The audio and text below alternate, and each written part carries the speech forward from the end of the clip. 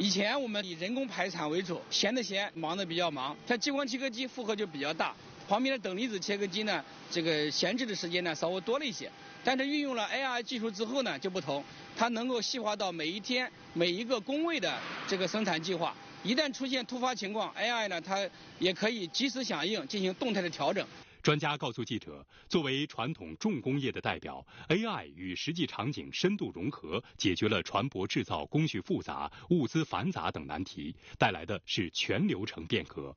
未来不止国产大型邮轮，各型船舶从设计、采购到生产、物流等各个环节都将由 AI 打通，每一个员工都可以和数字员工并肩作战，让中国造船不仅造得多，更能造得精。